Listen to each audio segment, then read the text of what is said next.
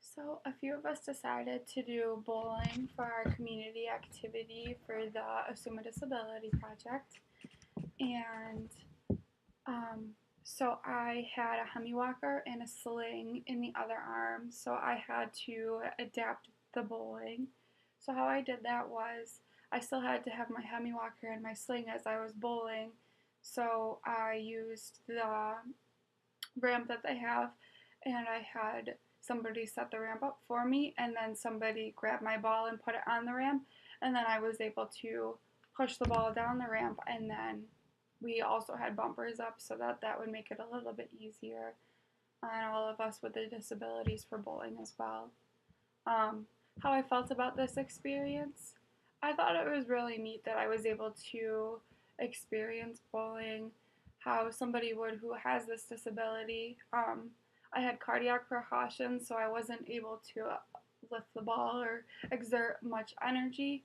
So I think that what I got out of it specifically was it wasn't, that much to just push the ball down a ramp. So I think that somebody who would want to go bowling with this disability, you would want to make it a little more fun, maybe adapt it, add music, add something else to make it a bit more fun. But as far as the bowling alley and how handicap accessible it was, I thought they did a really good job with that. There were no stairs or anything. It was very easy to get into the bowling alley, and then they had multiple ramps for people to use for children and for people with disabilities.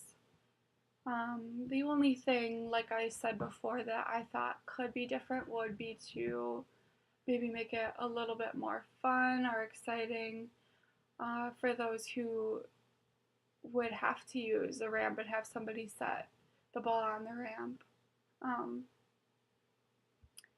So yeah, overall, I really liked this experience, and it got me to feel how it would feel actually to bowl like this, and we bowled a full game with our disabilities. So it did take a little bit longer than normal, but I think we all had a lot of fun doing it.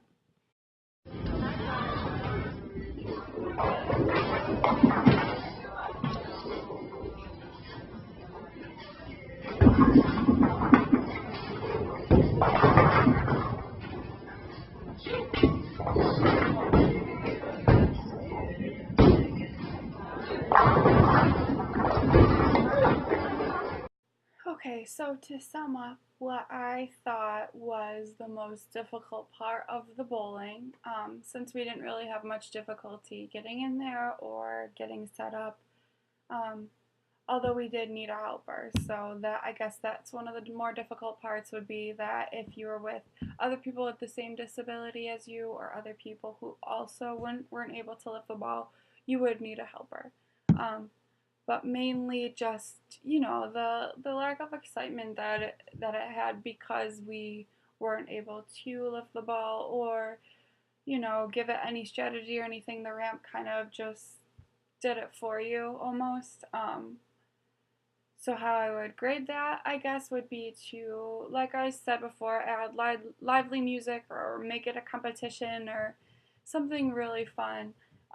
And then maybe, if possible, add a little component to the ramp where the person could get the ball from the little ball station onto the ramp themselves, or maybe put wheels on the ramp so that they could move the ramp or aim it or something to make it a little more individualized and independent, is how I would adapt this activity.